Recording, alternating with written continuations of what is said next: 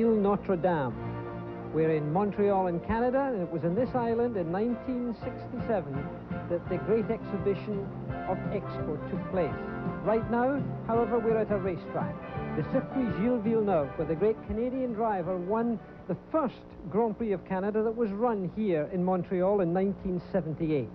Hello, I'm Jackie Stewart. We're here for the Labatt Grand Prix of Canada of 1985. It should have been the 6th round of the World Championship this year, but in fact it's the 5th, because the Grand Prix of Belgium was cancelled because of a breaking up of the road surface.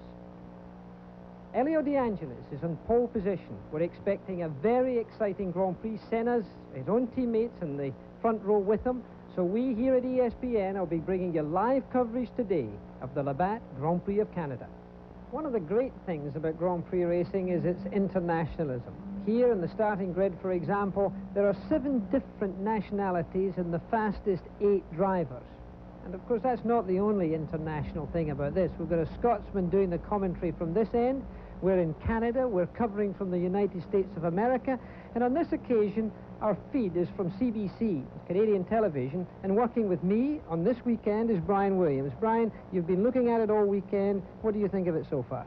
Well, it's been tremendously exciting, Jackie, and I think our viewers in the United States are in for a good afternoon of racing. We should tell the people this is a tight course, very hard on fuel and brakes. Now, of course, if you've been following Formula One racing, you realize that fuel came into play at San Marino. Senna, the brilliant young Brazilian, was leading. He ran out of fuel. Johansson, the Ferrari rookie, running out of fuel with 2 laps to play. Now, you couple that with the fact that there was this tremendous speed in qualifying here yesterday. 17 cars, if you can believe it, broke the existing qualifying record. So take the tightness and the speed, and it should make for an outstanding afternoon of racing. Well, it also hasn't been without its excitement in other areas. We've had 5 fires, turbocharger fires, during qualifying so far. Of those 5, well, they were pretty serious. I mean, it could have been that the whole thing could have gone up. This is a new dimension to Grand Prix motor racing that I think we have to look at in the future, Brian, because sooner or later there's going to be a proper fire, not just an engine compartment. And the thing that struck me was the final fire involving Mansell in one of the Williams on the first day of qualifying. You had the Alfa Romeos. Cheever goes out. One car catches fire. His backup car catches fire. His teammate Patrese catches fire. But what struck me with Mansell yesterday in the Williams was he went so long before he stopped. It seemed to everyone that he didn't realize there was a fire. The flames were 5 or 6 feet high, and it is going to create a very serious problem in the near future if something's not done. Well, let's get back for the start of the Grand Prix Labatt de Canada. The 1985 Grand Prix Labatt de Canada on ESPN is brought to you by Dodge, a performance revolution, an American revolution, and by Hitachi, a world leader in technology. That's quality, that's Hitachi. And by BF Goodrich, makers of high-performance TA radios. We make cars perform. The 1 in 4. Now let's move over to Britain's hope, Derek Warwick. Derek Warwick in his 2nd year, 30 years old, 2nd year for Renault. Renault have not had a good year themselves. The Renault, actually their engines have won the Grand Prix. Mr. Warwick, who is a comedian, looking in good shape, a very good grid position, and hoping that as the Renault engine can win, so can the Renault chassis. A lot of development work gone on, and Derek is one of those men who has really helped with that. And it's interesting that these drivers, even at this stage, with just a few minutes before the engine startup, can still spare a time for a smile, something to take the tension away, but this is a very key moment. Derek Warwick in the Renault. And let's just look at one of the stars you may not have heard of, Thierry Boutsen in the Arrows. Thierry Boutsen wanting to become a Belgian star just as Jackie X was. Thierry, a superb driver. This is the Arrows car with its BMW engine, and Thierry Boutsen, a man to watch. Now the 3-minute sign is on, so we'll be leaving the grid, leaving these men with their last thoughts before the warming up lap. And back to you, Jackie and Brian, from the grid. Let's hope the Canadian Grand Prix, as exciting as the tension down here seems to indicate. All right, thank you very much, Barry Gill. It is an overcast, cool Sunday here at the Villeneuve Circuit on Île Notre Dame in Montreal. Bright sunshine yesterday, sunny this morning. Jackie Stewart, there is great concern regarding the tires. We've had no rain here since Thursday, but that is very much a topic of conversation. Well, tyres, of course, a major issue here in every Grand Prix, but of course you've only got the contact patch between Mother Earth and the race car with these little blobs of rubber. And a lot of different tyres are fitted to cars on the grid. It's not unusual for them to have a different compound, that's a different mix on the rear tyres than in the front. And in fact, what happens is they have a very hard compound in the left rear, because there are more right-hand bends on this course than there are left-hand bends, and they put a harder compound so it doesn't get a lot of wear on that rear left-hand wheel. So therefore they have that. Then they have a softer compound in the front so the car will get a better directional stability. And we're looking down from high in the Goodyear blimp, incidentally, Goodyear blimp America, high above this Ile Notre Dame. A beautiful picture, Brian, of this lovely island. All right, Jackie, let's analyze this course here. 4.41 kilometers in length. They will run 70 laps this afternoon. Tell us about the turns. Well, there are 17 turns in total, 10 to the right, as I said, more right-hand turns, and only 7 to the left. The record is 128.323. That's held by Didi Pironi and by Nelson Piquet jointly. That has been shattered by no fewer than 17 cars in qualifying and practice, but that's something that we expect in qualifying, which you don't necessarily see in the race. We've just had information sent up to the commentary position here that Theo Fabi's Tolman car has a fuel leak, which is, of course, a dangerous thing to have on the starting line. So therefore, you can see the forecast there. The temperature 17 degrees. The wind is hardly there at all, and we just hope that we're not going to have any showers. We've got Mr. Labatt up there, and maybe going to wave that green flag. That is Sid Olin, the president of Labatt's, along with Mr. Marcel Liger, the Minister of Tourism from the Quebec provincial government. We would like to welcome our viewers on ESPN in the United States as the practice lap is underway from the Villeneuve Circuit in Montreal. Well, the cars are now just on one lap, which is called the parade lap. They're going to go around this lap, and they'll use this lap to warm up not only the engines, the transmission, but also the tires and also the brakes. You will see the cars weaving from time to time, and you see a plan of the racetrack here as the cars go round. The start-finishing flag you can see on the bottom right-hand side of the course map. As they go around, a lot of water around here, and you can see the cars weaving there in our picture above, and that weaving is merely to get their tire temperatures up to their best operating temperature. When these tires are absolutely cold, they are extremely slippery, very difficult to drive on, and with full tanks, and drivers that are a little nervous and sometimes just overreact, obviously it's a particularly dangerous time in the race. So many turns on this course. Eddie Cheever, the American, driving the number 23 Alfa Romeo, was saying earlier that you go from speeds of 280 kilometers an hour all the way down to zero. He said it's neither a fast track nor a slow track. It is simply a tough track, the surface a bit bumpy. Yes, and by the way, as we look down from our commentary position here, the car of Theo Fabi's that I mentioned had a petrol leak, has had to start from the pit lane. Theo Fabi is now sitting in his car down below our commentary position, right at the start-finishing line, but in the pit lane.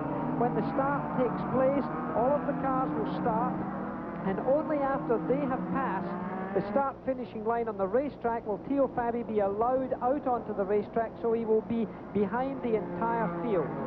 The cars going round there, of course, we know that Elio De Angelis is in pole position, very talented Italian. Ayrton Senna, the brilliant young Brazilian. Brazil's produced so many very good race drivers.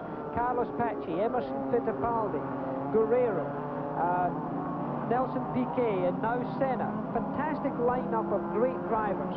They've all gone to Europe to serve their apprenticeship, and they're all certainly showing themselves now in the world of Grand Prix racing. John Player Special, both the Lotuses, of course, are John Player Specials in the front, and then two Ferraris. Unusual to see two teams dominating the two main rows of the grid.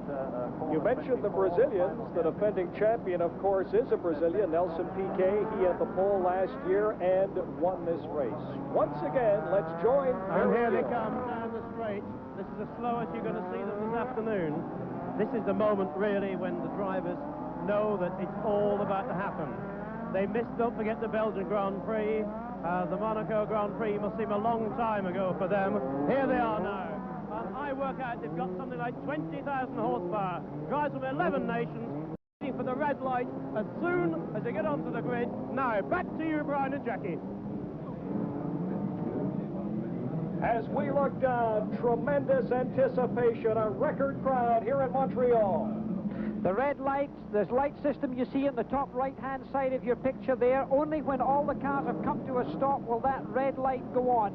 Within 10 seconds of that red light going on, the green light will show, and that will indicate the start of the race.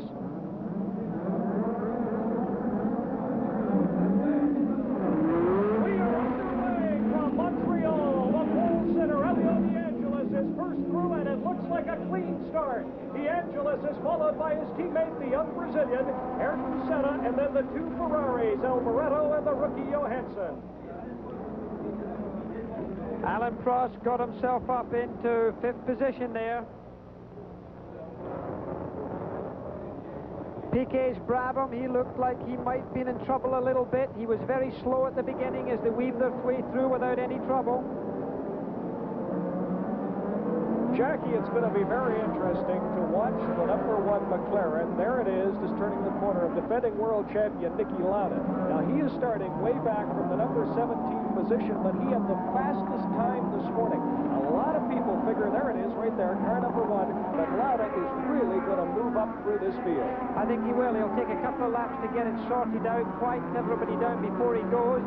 But one of the Renaults there, and that is the car of Derek Warwick, has passed one of the Ferraris, so he's got himself an improved position right at the very beginning. That looks good. And Theo Fabi, incidentally, did not get underway. Theo Fabi is not out on the course at this time. He's got a problem. As we look high down, it's Elio De Angelis leading, then Senna, then Alboreto, then Warwick, and then Johansson in the Ferrari. And Johansson in that Ferrari is followed by the other McLaren, just turning the corner, car #2, that of Alain Prost. Back to complete the first lap, it is De Angelis followed by Senna, Alboreto, Warwick, Johansson, Prost, and there comes the other Renault. That was very close there coming through there. It looked like Patrick Tambay was making an effort to get past, but he didn't make it. Alain Prost has still got himself tucked in behind the Ferrari. That is Derek Warwick, driving very aggressively. The Renaults have not been as successful this year as they had hoped. They certainly haven't been quite as fast as everyone expected. Alain Prost there, one of the drivers with a very good fuel consumption, and his tag Porsche engine, one of the engines we would expect to do well. Johansson sticking really close behind the Renault as they go out of that slowest corner right down to first gear on these early laps. As we watch the Renault, that's the Renault of Derek Warwick. Renault engines have won 2 races this year. The Lotus are powered by Renault. The Renault car is yet to win. We asked Warwick at the news conference Thursday afternoon, what is the story? He has the feeling that finally they are ready to put this car together, and he'd like to put on a show today here in Montreal. Right now he's holding up Johansson, and Prost is catching Johansson. This is going to be a tricky one. Alboreto's moved ahead, you see, so it is Warwick is holding up Johansson just a wee bit. Of course, that's good racing. He's not trying to hold them up. It's just the fact that his car is not just as quick.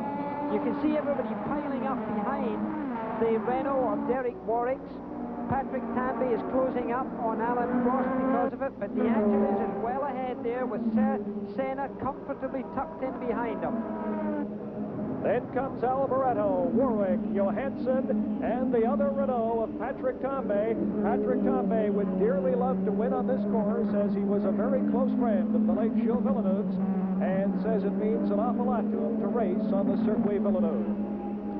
The two Renaults really taking a very healthy lead now, and De Angelis is the man who is more comfortably in the lead at this moment. The two different brake systems are being used in the Lotuses. Nelson Piquet is out of the race, it seems. We don't have any sight of Nelson Piquet. They've been having mechanical troubles all the year in the BMW engine Brabham.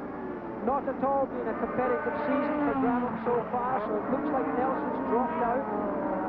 Elio De Angelis, and look at that wonderful shot from up high in the blimp, looking down at the most attractive circuit Gilles Villeneuve in the Ile Notre Dame here in Montreal. Jackie Stewart, as we look at the number 11 Lotus, that is Elio De Angelis, the only driver in the points in all 4 races, followed by his teammate Senna. I keep hearing it's a different De Angelis. For years, oh, look at this. And that's Warwick. Warwick's got a problem. It did seem to me earlier on that he was slowing and he did have problems. You could see the rest of the field getting away from him. So he's had trouble. It looked like he maybe had gear selection trouble there. He certainly wasn't in gear when we saw him. I was saying of an Elio De Angelis, he comes from a very wealthy family in Italy, and they say that he's never really been motivated. We've never seen the real De Angelis, but in 1985, Senna seems to have given him that little shove that he needs. Well, I think so, because Senna, certainly within his own team, has proved to be very competitive and has been faster in most events than Elio De Angelis, and that's a very difficult thing for another driver to take within the team. So I think Elio, for the first time, really has got the bit between his teeth, and he's got some reason to race. Not just a question of financial reward, not just a question of a comfortable bed at home, but a reason to have to prove himself categorically within his own team. A lot of pressure for De Angelis, but I think he's dealing with it very well and very maturely.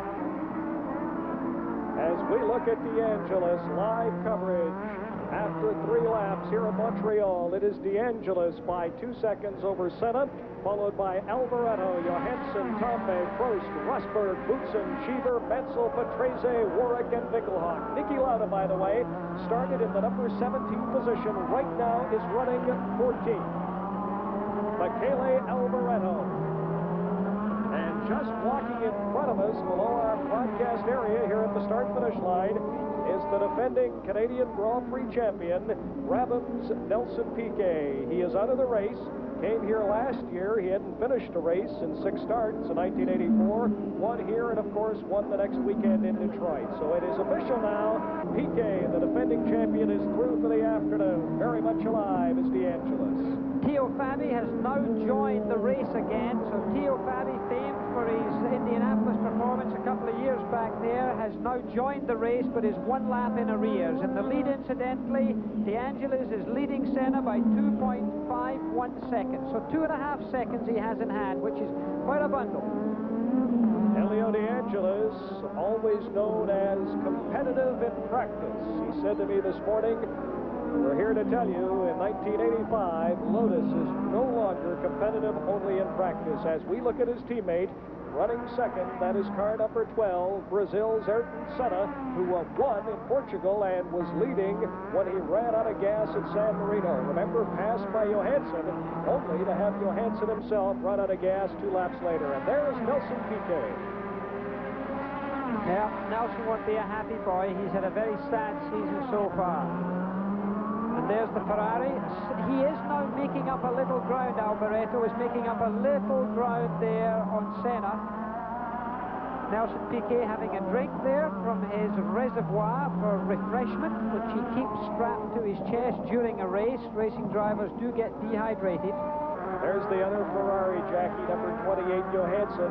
He was saying earlier this week, it is every driver's dream to once in his life sit in the blood-red machine, and that dream has come true for young Johansson.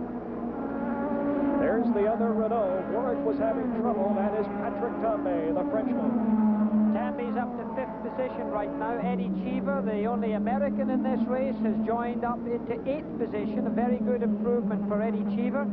Just behind Keke Rosberg, who's in 7th position, and Alan Prost in 6th, so he's in darn good company. Patrick Tambay having passed Alan Prost, everyone. And there is Prost there. Rosberg is getting very close to Prost. Keke Rosberg and the Honda engine, and there is Theo Fabi back in the pits. Theo Fabi, he's out of the car. It looks like he's closing the office for the day. That is car number 19 as we look at Prost, Theo Fabi. The only Tolman Hart entered here in Montreal. So 2 cars out of the race, Fabi and the defending champion, Nelson Piquet. We'll be back with more of the Grand Prix de Canada after these messages.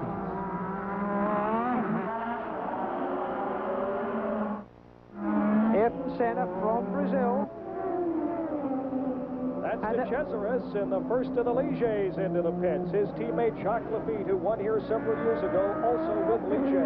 He looks like he's got a front wing problem. One of his front wings have been damaged. They're changing the front aerofoil. He had spun out. That was him. He had come in contact somehow, and he did it again to one of the Skull Bandits and knocked a wheel off. That looked like Alio.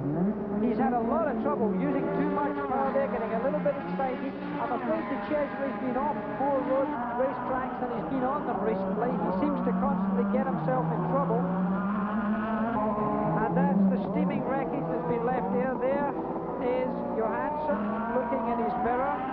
The yellow flag is out. The yellow flag is out. That's to warn everybody that there is potential problem. Take care.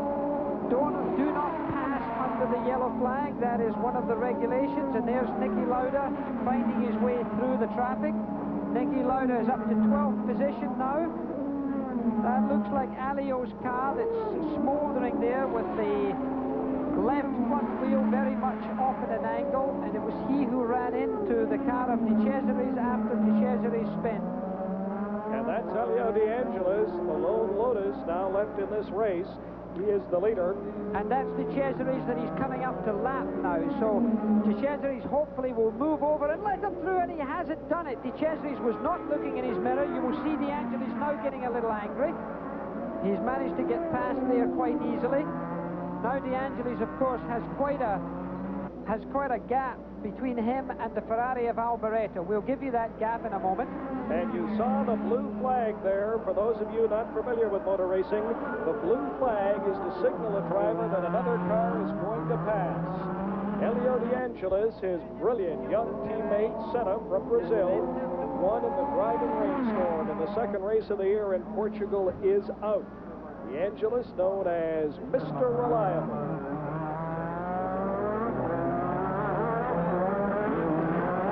That there is, of course, Michele Alboreto. And right now, let's join Barry Gill. Well, I'm with the man who's won the Canadian Grand Prix twice, and last year gave us a marvellous race. What happened this time, Nelson? Well, I was unhappy. I did only the start, and I think I broke something inside the gearbox, the final drive shaft, or the final drive, or the drive shaft, I don't know. Very disappointing, Nelson. For me. Better luck next time. Thank you for talking to us. Back to Brian. And there is a former world champion, the Williams Honda car number 6, Finland's Keke Rosberg. Well, Rosberg was doing extremely well. He was in great shape. He was up into 6th position. He was ahead of Alain Prost. He's dropped back behind Prost, but he had got himself in a good shape there, and suddenly he's in the pits. He's in trouble. Well, the story right now in this race is Ferrari. Alboreto running second. This car, number 28, Johansson, the Ferrari rookie, who came to Ferrari after Rene Arnoux was fired. Arnoux finished in the points in Brazil, was replaced by Johansson. Johansson gave those great Italian racing fans so very much to cheer about this year in San Marino before running out of gas. He is followed by Patrick Tambay, Alain Prost, Eddie Cheever, Thierry Boutsen in the Arrows. Once again, here's Barry Gill. Well, this Canadian Grand Prix is already turning into a race of attrition. We've lost twice winner Nelson Piquet. And here behind me, you see Ayrton Senna, my favourite, I must admit, to win, who's out at the moment with turbo problem. He's not the only one. Theo Fabi is also out with a turbo problem. So two of the great drivers and a great dryer out already. Back to you, Brian. Thank you very much, Barry Gill. As we look at car number 15, that is Patrick Tambay. Barry, it's interesting, Senna's car had a new engine put into it today.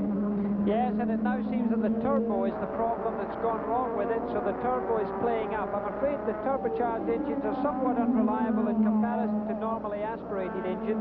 They push out so much power that it's so easy for them to run into trouble, and it does seem that a turbo has given up on the Senna car. Incidentally, De Angelis is leading Alboreto by only 4.5 seconds, so that's not too much.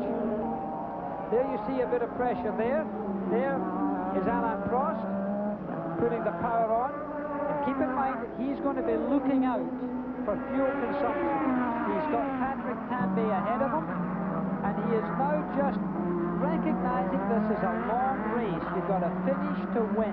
Prost knows that. He's lost a few World Championship races because of not thinking with that philosophy. He cocked his head to the side just a little while ago just to see who was in his mirror as we looked down again from our airship, the Goodyear airship, called America, high above the Ile Notre Dame. And there it is. On a cloudy but cool day, Captain John Moran and his crew. No rain so far. Hopefully it will hold off. After 10 laps, DeAngelis, the world driving leader, has a close, tight lead over Michele Alboreto in the number 27 Ferrari. Alboreto is followed by teammate Johansson. Then comes the Renault of Patrick Tambay, the McLaren of Alain Prost, the other Renault, and then Nigel Mansell in the Williams. Mansell's teammate, Keke Rosberg from Finland, several years ago, the world champion, who went from Dallas last year, is out of this race.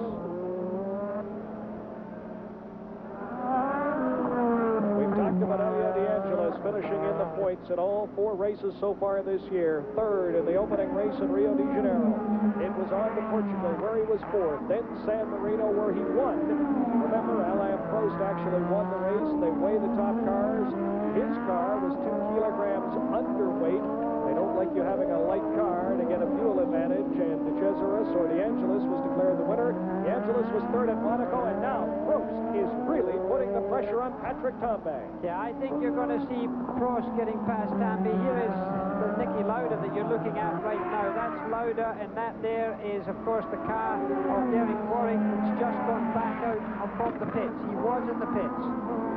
Lauda is up into 10th position. This is for 10th position. He's in 11th position right now, and he's fighting with Derek Warwick for that 10th spot. So that's Niki Lauda putting the pressure on. There's Eddie Cheever, car number 22, the Alfa Romeo, and Cheever's running 6th. Yep, Excuse me, Patrese, and he is running 6th. And that was Patrese we were looking at right now. That's him in the green car there with a white helmet, closely followed by, look at Lauda stalking him. He's going to try and get him under braking. He slipped under braking very nicely. So Niki Lauda, with his carbon fiber brakes, has slipped round on the hairpin, engaged first gear and accelerated away, and he puts himself into 10th position, having come up from 17th. Another steady drive by Lauda.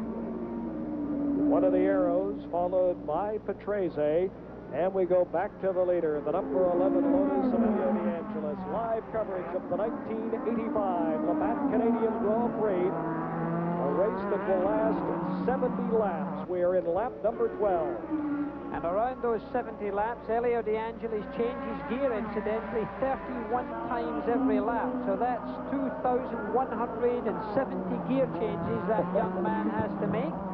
And a very sensitive right hand he'll have. And there's Senna, got back out onto the racetrack from under our commentary position. He suddenly streaked past. You can't see it on your screen, but let us tell you that Ayrton Senna has rejoined this race. And look how close Alboreto has now got to the Lotus. Very close indeed. Put the clock on it, Jackie. What is he? He's now only about 2.5 seconds behind the Lotus, which means that the Lotus has caught him up by 2 healthy seconds. We see the Ferrari challenge. Alboreto and the number 27 Ferrari now starting to put the pressure on DeAngelis. Alboreto followed by Johansson, Tambay, Prost, Cheever, Mansell, Boutsen, Patrese back to 9th. Niki Lauda, you saw him move up, is now 10th after starting in the number 17 position. Down through the far end of the course, it is Alboreto chasing Elio DeAngelis. Alboreto with 3 second-place finishes so far this season. 1 2 years ago for your good friend Ken Tyrrell in the non-turbo Tyrrell in Detroit, and 1 last year for Ferrari in Belgium. Well, Elio does drive very well, and he's not an easy man to pass, but if there's anybody can pass him, I would choose Alboreto. Alboreto's driving this year in the Monaco Grand Prix, for me, was just a piece of masterful handling. Not an easy racetrack to get past is Monte Carlo, and yet he was able to pass a lot of cars. So if we see a race develop here over these next few laps, and somebody has to get through, I would have to choose Alboreto as my man for getting past another vehicle. And Jackie, Alboreto and that number 27 Ferrari, very much the people's choice here in Montreal. Well, for obvious reasons, the number 27 was something that, and by the way, it is less than a second now being from Alboreto to that Lotus. So that's really close, we've got it now. As you were saying, these fans remembering the great Gilles Villeneuve, and we should mention that Gilles' father, Sylvain Villeneuve, came up to say hello to you just before today's race. He's in great spirits, talking about his son Jacques, who is racing on the kart series. Yes, he's in the kart series in Portland, Oregon. The ESPN network will be seeing that later today. Incidentally, Danny Sullivan was in pole position there, and Jacques Villeneuve was back in 9th position. But look how close those two cars are right now. Two Italians, great for Italy. And I'll tell you something, I think 70% of the fans here are Italian. The Italian flags are everywhere in Montreal. There's one of the arrows that looks like Boutsen. That's Berger, I think. Is it Gerhard Berger, the Austrian? I think it's Gerhard Berger, that one. The helmets are very difficult to recognize now for these drivers, and here's Niki Lauda again. And once again, let's join Barry Gill. Just an update, Jackie and Brian, on Ayrton Senna. While you've been watching Elio, he's gone back out onto the track. The problem was a turbo, but not the turbo itself. It was one of those silly little things, that clamp that holds the turbo on, has broken. It's a very awkward thing to get at, and that's what cost him all those laps. But Senna is back in the race. And look at this. Alboreto challenging De Angelis. De Angelis, the pole sitter, has led the entire race so far. You are going to see the Ferrari move in just a matter of minutes. Well, now this is tactics that you're looking at right now. There's two things that I said at the beginning of this race. One was brakes and the other one was fuel. And it's a question of being able to handle both of those carefully. And it'll be interesting to see how those two drivers play with it, because inside the cockpit of both of those cars a little knob. And if they turn that knob to the right, they can turn up the horsepower by 100 horsepower without even blinking an eye. But when they turn up by 100 horsepower, they drink a lot more gasoline. And if they drink up gasoline now, they won't have it at the end of the race. So they've got to be very gentle, very progressive, and they've got to weigh it up whether they should go faster, keep the lead, and look at Alboreto now. He really is breathing, and I think he's going to pass. Here he goes, and he's trying to do it in a difficult spot. He was trying to go around the outside of De Angelis. I wouldn't have chosen quite there. You could see the smoke coming off of his tires. Just that pump. Look at him pulling along there now. Now he's got his turbo boost up, but again he's in the wrong line. He can't do it. He's in the wrong line to do it. Now he'll try to do it in the inside now. He won't accelerate past him there. Albo, I think, is teasing just a wee bit. He's pushing and shoving. Can he do it? He's done it. He's done it. He's done it. An enormous crowd rushed up there to their feet and yelled. We can hear them in here. The number 27 Ferrari has taken the lead on the Circuit Villeneuve here in Montreal. So it is Alboreto first. The pole sitter, De Angelis, now running second. Here's the pass, Jackie, just past the start-finish area. He did it very positively. He's using a lot more turbo boost. He's using a lot more power in that engine than De Angelis. De Angelis is more prudent with regards to fuel usage. Now, Ferrari feel they're going to make it in fuel. I heard them saying that earlier. But whether you can be that confident this early in the race is another thing. And if viewers are just joining us this afternoon on CBC Sports Weekend or ESPN live coverage in the United States, let us run down the standings. Alboreto has taken the lead over the pole sitter De Angelis. Johansson, the other Ferrari, is running third. Tambay in a Renault is fourth. Prost, the first of the McLarens, two-time winner this year, is running fifth. In sixth place, the number 23 Alpha of American, Eddie Cheever. Mansell in the Williams is seventh, followed by Boutsen in an Arrows, Patrese ninth in an Alpha, and Niki Lauda running 10th. And there is Niki Lauda, the defending world champion. Lauda, as he pursues Patrese, Lauda has only finished in the points once so far this season. Niki Lauda was fourth at San Marino. And Terry Boutsen is the car that you're seeing in front there. That's the Arrows car. Barclay Arrows with the Benetton Alfa Romeo in green. And then the tag Marlboro McLaren with Niki Lauda carrying the colors of Lauda Air. He has a little airline in Austria. that's called Lauda Air. Very successful nowadays, and he carries their colours as in the tailplane of his aircraft. It's funny you should mention that. Our producer, Lawrence Kimber, and I were in Zurich, Switzerland last winter on our way home from covering World Cup skiing, and there on the tarmac was one of the Lauda airplanes. Yeah, well, he keeps himself busy. A great clean flyer. He flew over here in his own Learjet, did Niki Lauda. Right now, the man that's flying is Alboreto. Very talented, very mature Italian driver. Not a very emotional man, and emotion, quite frankly, in a Grand Prix cockpit is more your enemy than it is your friend. You've got to keep very calm and very liberties. And it's very difficult for a lap to be able to keep that kind of cool, calm and collected atmosphere, and certainly both of those drivers are clearly doing it now. They are doing it indeed. It is Alboreto followed by DeAngelis, Johansson and Tambay. And as we look down from the Goodyear Blimp America, our live coverage of the 1985 Labatt Grand Prix of Canada will continue.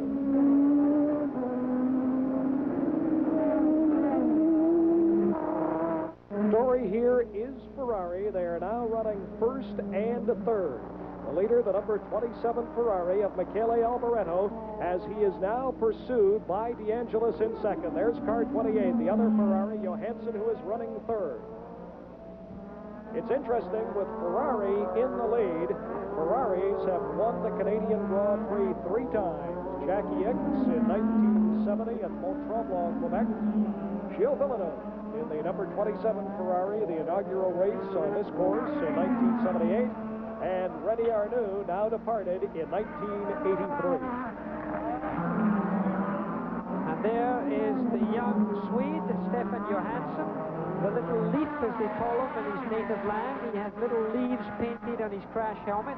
He looked at his mirror there. You saw his head just jolt to the side slightly. Well, that was him looking to see who was coming up behind him.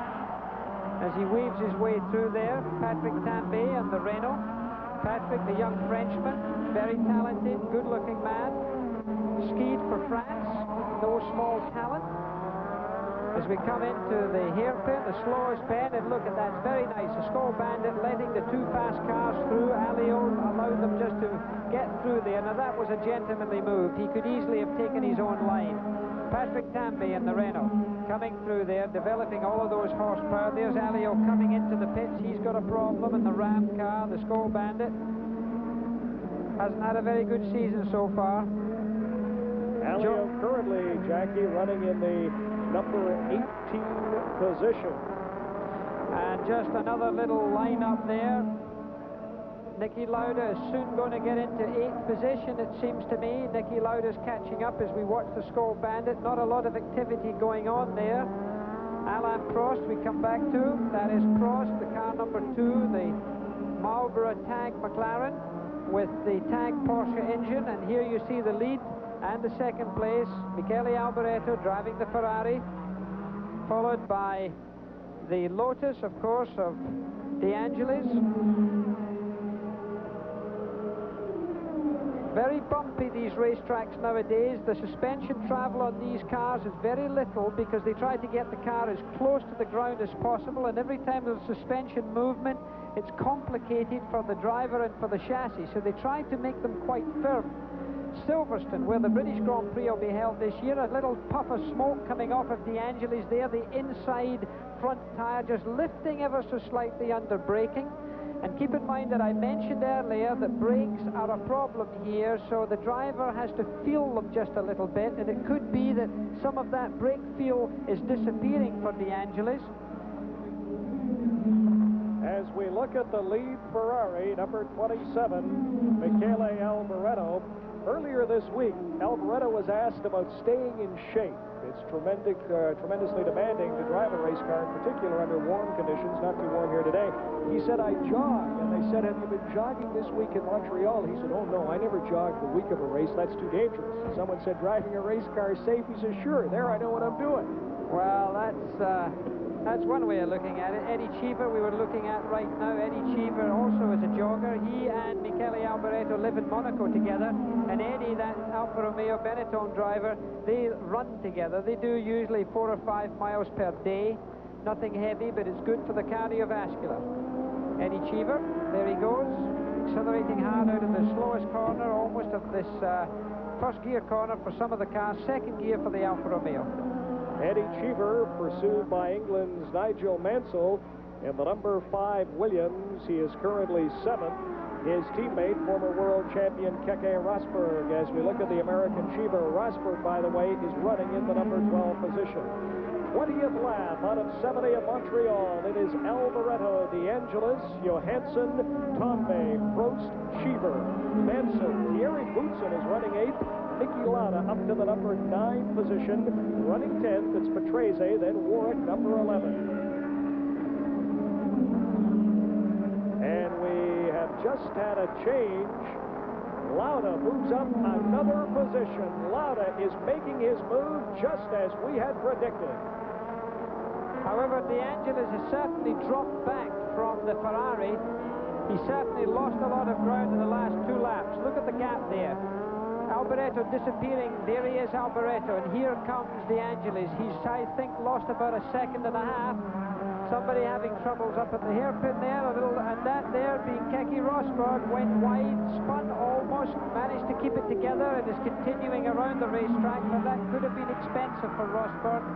Rosberg was running in the number 12 position. He went out earlier, came back in as we look at the leader, DeAngelis. A lot of that trouble at the hairpin, I think, could be said about braking. I think a lot of these, about after 8 laps, the brakes start to be affected. And what happens is that the brakes themselves get so hot that the brake fluid starts to boil and it gets air in the system, and the brake pedal for the driver gets longer, like there's air in the system. That's exactly what's happening, and the brake pedal is not consistent. Very uncomfortable when you're driving on the road, but extremely dangerous and very uncomfortable for those race drivers. And you see Alboreto just passing Pierluigi Martini. That is car number 29. There's Alboreto, followed by Martini. He has lapped Martini. The Minardi and U team to Formula One racing. They have only 1 car here in Montreal. Well, that has certainly given Alboreto a more comfortable lead as he comes up behind. That there is Stefan Beloff. He's coming up behind there. Martini being passed. He's already started. Martin Brundle is the blue car, and the Tyrrell team car there that DeAngelis is just leading. He's already been lapped. High above in the Goodyear blimp once again. Elio DeAngelis in 2nd place now. Jackie, he is now trailing by roughly 2.3 seconds. Johansson 7 seconds back. The blue flag signaling to Martini that Johansson wants to go by. Johansson in the number 28 Ferrari is currently running 3rd, just over 7 seconds behind his teammate. Patrick Tambay, the Renault, is 4th, nearly 10 seconds back. Oh, that was an incredible bit of bumping there. That was really... He was pretty heavily manhandled there. It looked like it was from Nigel Mansell. Keke Rosberg has gone into the pits. No, it's the Renault. It's Patrick Tambay. He really did move over pretty hard on Martini there.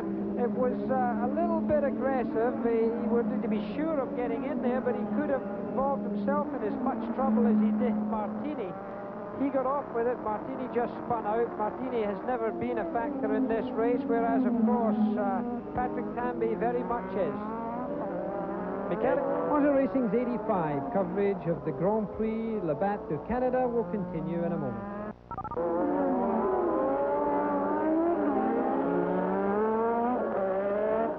Due for a win this year. He really should have won Monte Carlo, in my opinion. He deserved to win Monte Carlo, and he was done out of it, frankly, by picking up a nail or a piece of glass or something foreign on the racetrack, and he had a puncture, but he drove a beautiful race, and he really should have a win. This would certainly make the World Championship a great deal more interesting by him being able to win here if he allows the car to last that long. You mentioned the World Championship. Right now, DeAngelis, who is running 2nd today, is 1st in the world standings with 20 points. Alain Prost with 2 victories. Into the pits comes Martini. Alain Prost with 2 victories is tied with Alboreto second, 2 points back. Tomé is in 4th place. Ayrton Senna is 5th. So the Angeles, the world leader, is now running second to Michele Alboreto. They're doing work on the Minardi of Pierluigi Martini. Well, there's a picture of Martini there, very young driver, quite inexperienced. They got a new engine in that car designed by Chiti, who used to be with Alfa Romeo, and this engine's performed very well for its first season in racing. Eddie Cheever again. And there you see Nigel Mansell. Keke Rosberg's been back in the pits again. Eddie Cheever driving extremely well nowadays, maturing very, very much as a driver. Eddie Cheever right now is standing in the number 7 position, 33 seconds as we look at Nigel Mansell behind the leader, Michele Alboreto.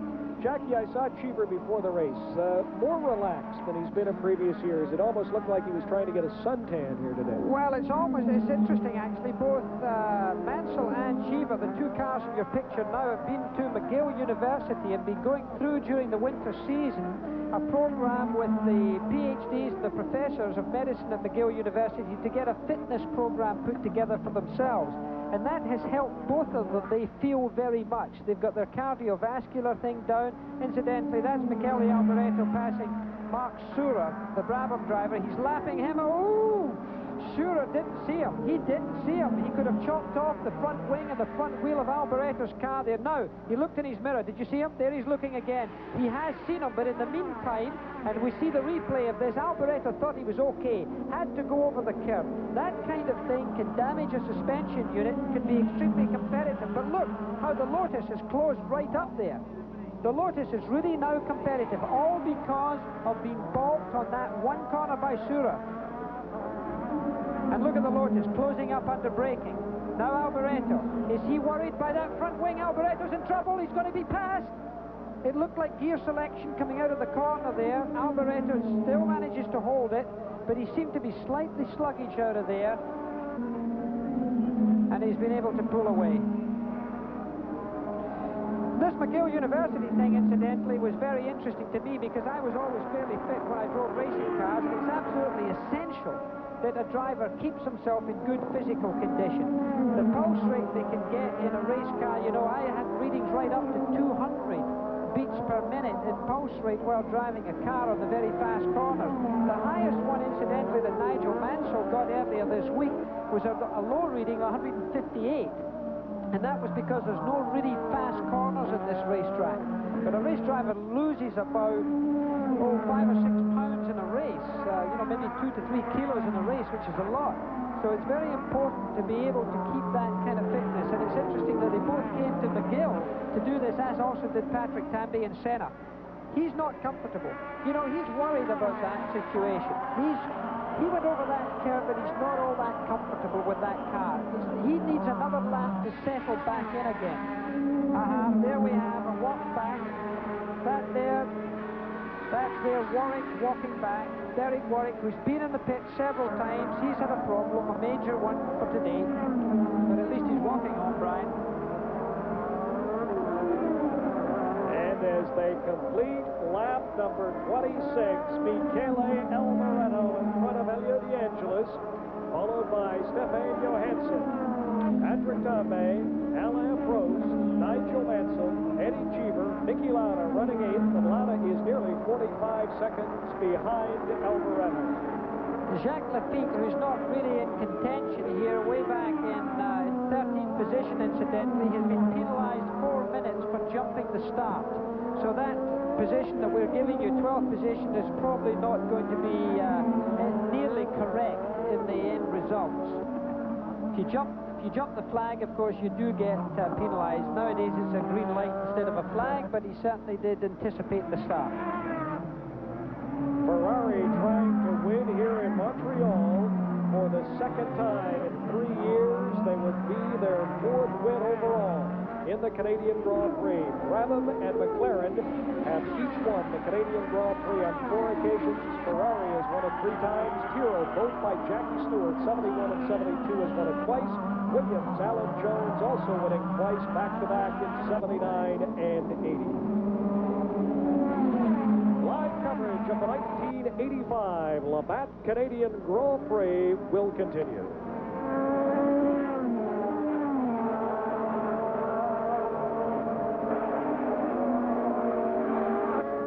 As we come back live to Montreal after 28 of 70 laps, Michele Alboreto in the number 27 Ferrari is leading Elio De Angelis by just under 1 second. De Angelis started in the pole position. He is slowing down, Jackie Stewart. Yeah, De Angelis has suddenly lost an advantage. I think he's okay. I think he's maybe missed a gear change or suddenly had a little bit of a problem. Alan Prost doesn't seem to be having too much of a problem. He's the dark horse here. Alan Prost is just cruising along very carefully, conserving his fuel, and at the same time being in a position not to be too far behind if he really needs to do anything. I'd keep an eye on him. I reckon that he would probably finish second or third in this race. Johansson there is running third, followed by this man, Patrick Tambay in the number 15 Renault. De Angelis started in the pole position, led for the first several laps, was then passed by Alboreto. Senna out of the race, his teammate, the young Brazilian, certainly one of the favorites.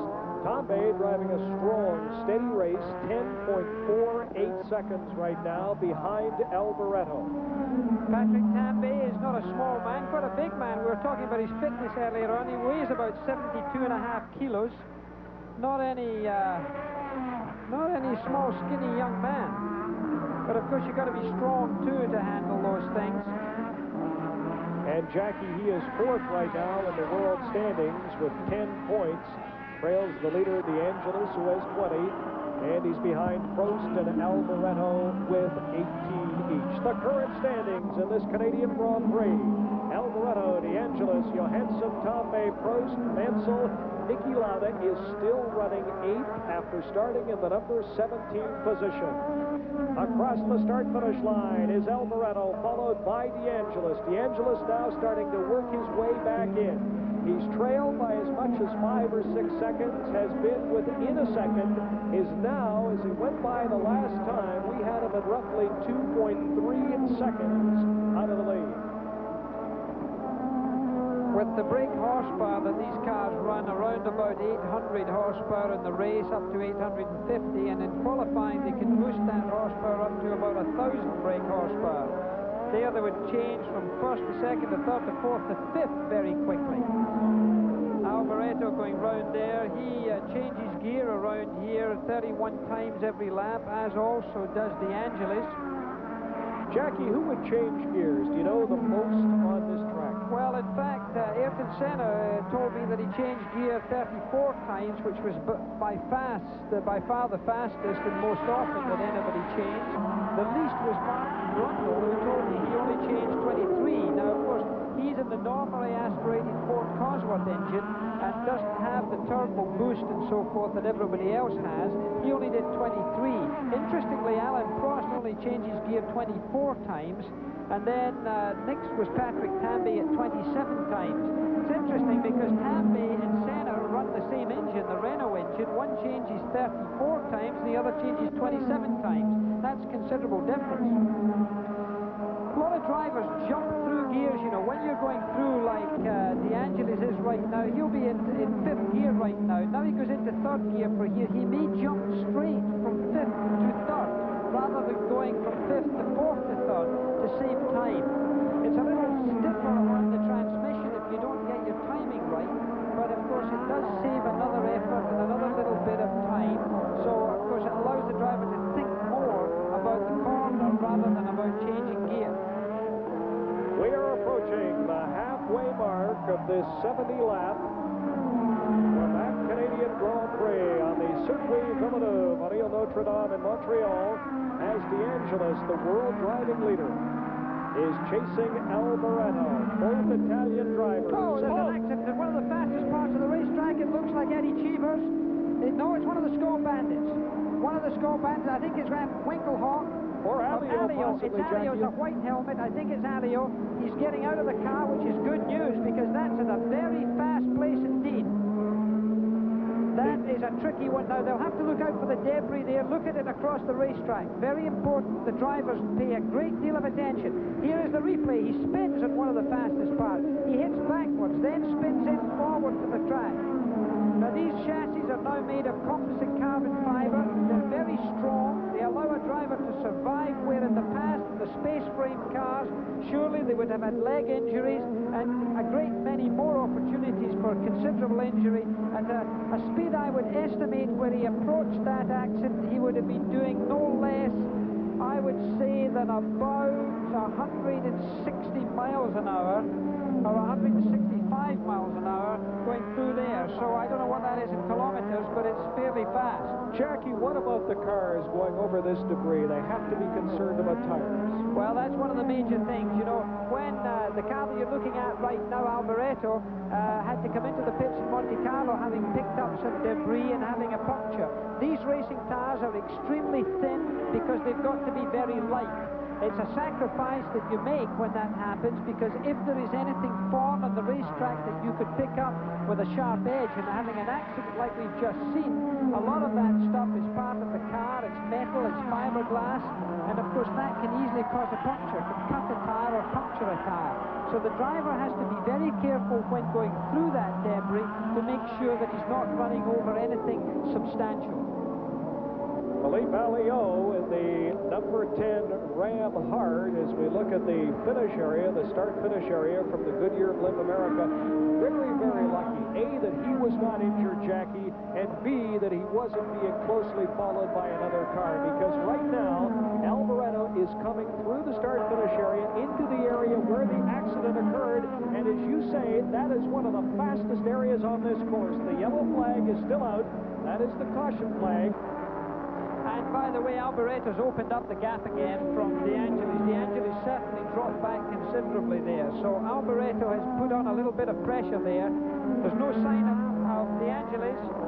No sign of De Angelis. He's only in the shot now. You can see the car coming in on the left-hand side. There is the distance behind, and you know that he's a lot further back now than he was before. They will try and clear the track just a little bit, Brian, but the marshals can't get out to sweep the track because the speed of the cars approaching there is just much too high. They will allow the cars themselves, with the after draft of the cars, the wind that the cars bring behind them, to clear a lot of that stuff away. If there was anything big out there, obviously the marshals would have to go out into the track and clear it. There is the young Swede, Stefan Johansson. There is Jacques Lafitte in the Ligier with Johansson coming up behind him.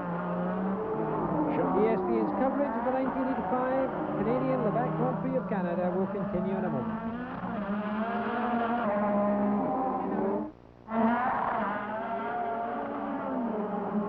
For those of you just joining us today, this Villeneuve circuit very hard on both fuel and brakes. There is Alain Prost, a man that knows about running out of fuel. We are halfway through the race. They have now completed, the leaders have, Alboreto and De Angelis, 35 laps. Alain Prost right now there, car number 2, is running in the number 5 position, 23 seconds out of the lead. That picture furnished courtesy the Goodyear Blimp, the America.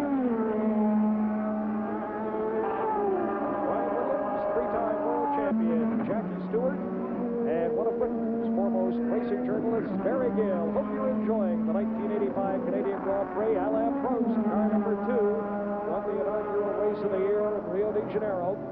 Also won for the second straight year at Monte Carlo. This year, Jackie Stewart, you remember it well.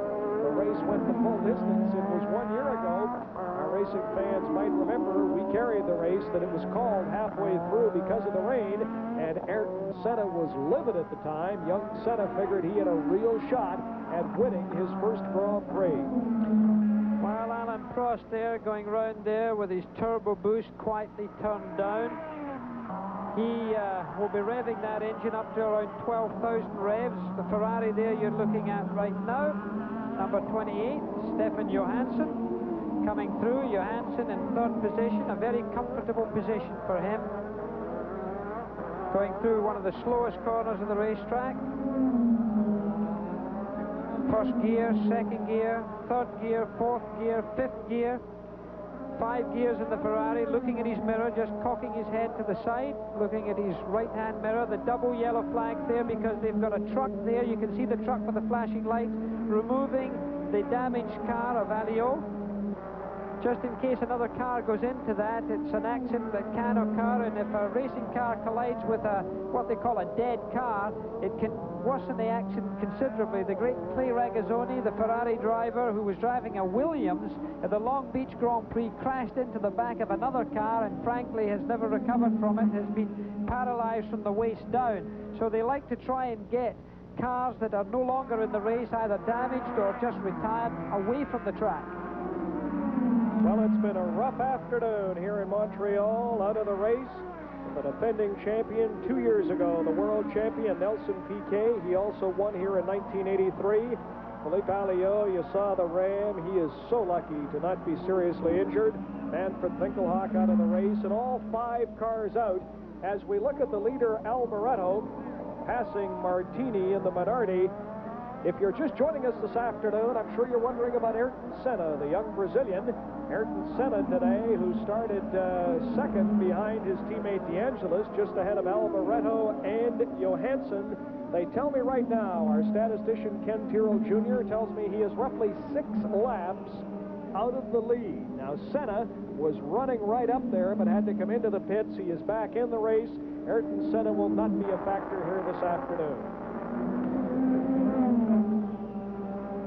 Grand crowd turned out at Montreal, a beautiful city, and this racetrack is almost a stone's throw away from downtown Montreal on the island of the Ile Notre Dame.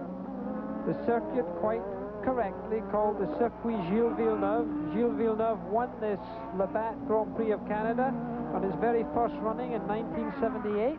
It was a fairy tale come true for a Canadian driver to win the race its first time here. Gilles Villeneuve won here in 1978, Jackie. He was second here in 1979 and third here in 1981. And in case you didn't hear it earlier, his father, Sylvain Villeneuve, joined us earlier today up here in the booth. Very much still a Formula One racing fan. Now Patrese is just about to be passed, another Italian driver, by DeAngelis. DeAngelis looking for a place to get past Patrese. Patrese is not the easiest man to pass. It was he who had the collision with Nelson Piquet in Monte Carlo, but a clean pass there by DeAngelis in the black. John Player special. John Player has been very much involved with Grand Prix racing. They were the first major company to come in with major advertising on the side of Grand Prix cars way back in 1968 it was, with Jim Clark and Graham Hill. It was the Gold Leaf Team Lotus in those days, and of course they're still in the sport today, and it's John Player's Team Lotus. They've stayed with the same team. I'm sure most of the viewers don't realize the tremendous revenue that comes from the advertising on the car and also the advertising on the driver. Oh, enormous. The great investment in Grand Prix racing today. It does cost a great deal of money to go Grand Prix racing, so therefore the sponsors, the McLaren tag, Marlboro link-up, for example, is probably costs around $15 million a year US to keep that team running. It's a very expensive operation. McLaren, for example, came here with 30 people to Montreal, a staff of 30 people, including engineers and mechanics and catering people and all of the people that they have to look after these 2 cars. Now, of course, they bring about, they would have 10 engines, and here we have another. That's Gonzani's car that stopped hard up against the rail there. Gonzani's car, the Ocello, parked rather well. He couldn't get much closer to that barrier, could he? And speaking of barriers, Jackie, Derek Warwick and the number 16 Renault has collided with a barrier, and Warwick is out of this race. But he's okay, that's the main thing. There's been no injuries today to any of those drivers. And here we have Niki Lauda in the pits. Niki Lauda, not having a good season at all, is in the pits. The 3-time world champion, winner of 24 Grand Prix victories. He's the man most likely to beat my record of 27. He's not going to do it today, I don't think. Niki flew over here in his own Learjet. speaking with that. You can see the cord running to his helmet. There's a microphone in that helmet there. He's able to communicate with Ron Dennis, who's the team manager of that mighty Marlboro McLaren tag tie-up. Niki Lauda, still badly burnt from his horrific accident in 1976. In my opinion, he is the bravest man that I know in sport. The most courageous effort that I've ever seen has been that return made by Niki Lauda. Nigel Mansell, the Williams car, rushing through his 6-speed gearbox and his Honda engine round this racetrack. The Williams car uses the Honda. A lot of the great-sized companies nowadays involved in motor racing, and Honda are one of them. They spent about $15 million so far in their engine, just in engine development alone. You mentioned big companies involved in motor racing. We have learned here this week that the Beatrice people, the food people in the United States, will sponsor a team. It will be officially announced next week in Detroit. They have talked Alan Jones into coming out of retirement in Australia, a former world champion, to drive for Beatrice. Now, you were talking about the engines. They won't confirm it, but I hear that the Ford Motor Company in Detroit is coming into Formula One racing and will have Ford engines in that Jones-Beatrice car. It's all over for Lauda.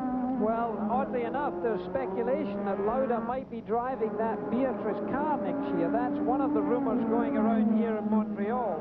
Whose engine will be used in that car is still very much in speculation, but Ford are coming back into Grand Prix motor racing. They are producing a turbocharged engine, but whose team will be using it has not yet been announced. Niki Lauda has taken his helmet off. The car is being pushed away. I rather think Nicholas will be heading towards his Learjet. I know he's going to fly off to Arizona to where Lear make their aircraft tonight, in fact, so he may get an early start. Well, it's somewhat of a surprise because Niki Lauda, who has finished in the points only once this year in the 4 previous races, he was 4th at San Marino. Niki Lauda was by far and away the best driver. He had the best car in practice this morning. He started in the number 17 position and worked his way up to the number 7 position. And the way that car was running this morning, the buzz in pit row was that Lauda would indeed make a strong showing here. Barry Gill. The 1985 Canadian Grand Prix on ESPN will continue after these messages.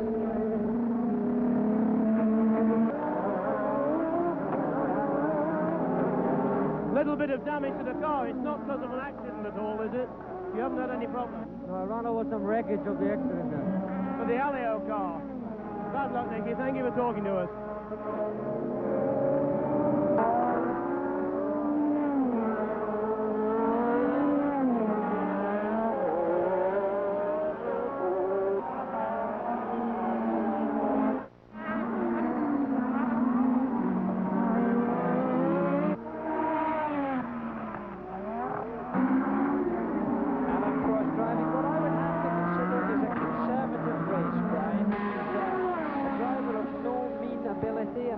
Believe he is driving his race at this point.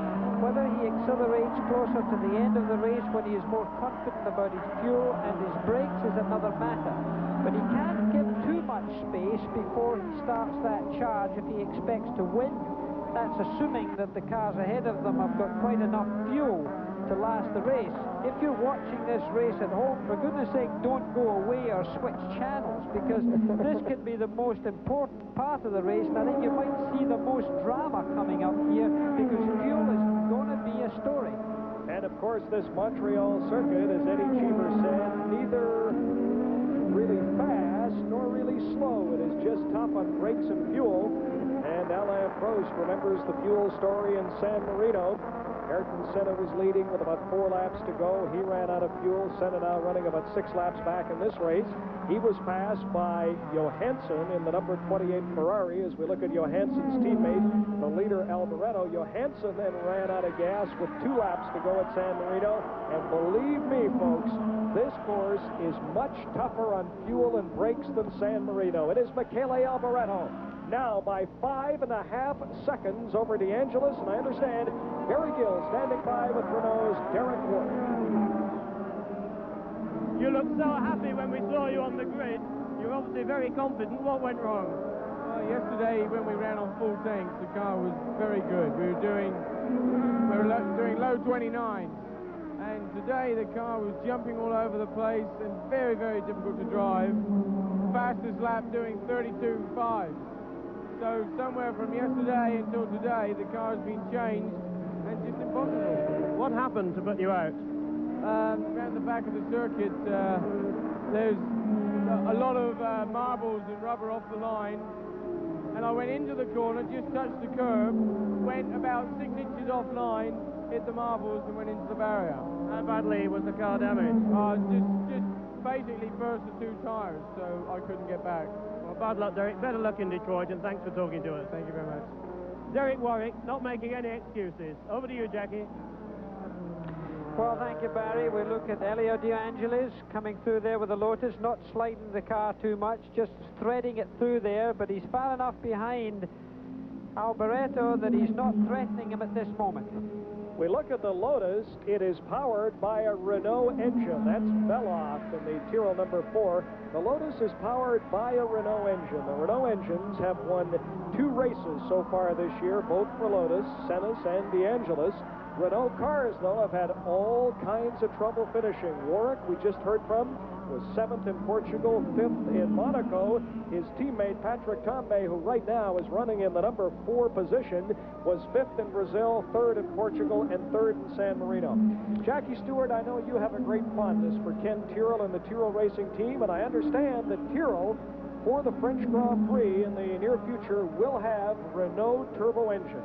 Yeah, this is a great thing for Ken. He's been struggling very hard for the last 2 years when every other team's had turbo power. Ken's been running with a normally aspirated Ford Cosworth engine, and frankly, it's no longer fast enough to keep up with the great speed and great power of the turbocharged motors. So Ken finally has succumbed and has got Renault to agree to give him an engine. Martin Brundle will run on the French Grand Prix and the British Grand Prix. At this time, they're only going to have 1 car with a Renault engine to begin with, and then Stefan will drive in the German and Austrian Grand Prix. So that'll be turbo power for the complete field, because Ken Tyrrell's 2 cars are the only non-turbocharged cars in this race. And I believe they are the last non-turbo team to win a race, that being, no, let me see, did Williams have a turbo when Rosberg won in Dallas? I'm not sure. No, that was with the Honda engine. All right. The non-turbo Tyrrells won in Detroit 2 years ago. That was Michele Alboreto. And that was the last time that a non-turbo won. We're looking at Patrick Tambay as he passes the wreckage of his teammate on the left-hand side of the racetrack, Derek Warwick. Patrick Tambay coming through there very comfortably. You talked about Niki Lauda being a pilot. On the subject of Tyrrells, Ken Tyrrell Jr. is a pilot for British Airways. Ken and his wife Sandra here with us as usual at the Canadian Grand Prix as they keep track of the laps and keep us up to date on exactly what's happening. On the 46th lap of this 1985 Labatt Canadian Grand Prix, it is Michele Alboreto now by 5.4 seconds over De Angelis. You are looking at Tambay. He is running 4th, Johansson 3rd. Prost is now 5th, Mansell 6th. Rosberg, we mentioned, a winner in Dallas in that searing heat, a race they nearly canceled. They did actually cancel Belgium this year. Prior to that, Dallas was the closest they had ever come to canceling a race for track conditions. Rosberg is now running 7th. There is Alain Prost. Alain Prost in McLaren, a winner in Monaco for the 2nd year in a row, and he won the opening race of the season in Rio de Janeiro. Jackie, I know you've talked to Alain about pressure. You're a 3-time world champion. Everywhere he goes, people are saying, is this the year you're going to win it? He's led in the past. Of course, he ended up losing last year after having a big lead by half a point to his teammate Niki Lauda. We'll get back to more on that in just a minute. I understand Barry Gill is standing by. Well, there you see Teo Fabi having an early lunch, as we say in football. The Tolman team not having a good time. Peter Geddin, you know what it's like to win. You won at Monza. You're beginning to learn what it's like to lose, aren't you? Oh, yes. I know this is motor racing. Tell me what happened to the Tolman team today, because the drama began on the grid. Well, on his race car, we had problems with the turbo. We fitted a new one, plus all the new parts to do with it. On the warm-up lap, that was showing 40, so we put the spare car out. The spare car was good for the lap, but unfortunately it had a fuel leak. So we then had to revert back to the race car, which we knew had a turbo problem. lasted one lap, so we've changed the turbo just to do some testing, and it's all proved that we got problems. Jackie, the other side of motor racing from Peter Gethin, and he can still smile. Well, Peter Gethin, thank you, Barry. Peter Gethin won the Italian Grand Prix driving for BRM a good few years ago. I was in the same race and he beat me, so that'll deserve him right today. You saw car number 12. That is Ayrton Senna, a young driver from Brazil, certainly one of the favorites here. Senna in the number 12 Lotus is roughly 6 or 7 laps back. He was running near DeAngelis, started in the number 2 position behind his teammate, but came into the pits, was in for actually a long period of time, and is simply driving it out here in Montreal. A couple of things happening here, incidentally. That's Nigel Mansell you're looking at right now, but a couple of things. Stefan Johansson is picking up space on Elio De Angelis. He's only 2.8 seconds behind now as we have it here, so that's very close. So Stefan Johansson is certainly coming into this race. That's the car, of course, of Alboreto, who's leading, but Johansson is really within a second now of the car of De Angelis. Whether De Angelis is going slower or whether Johansson's going faster, we'll have to get you to find that out in a few moments. Alboreto certainly seems to have some breathing space. That's him coming through those waves, and there's yet no sign of De Angelis. So there's your man in the lead. 48 laps completed. He's well away there, he's pulling away there, and no sign at all of Elio De Angelis. Now, it could be that you're going to see a Ferrari 1-2 before too long here. That would be something.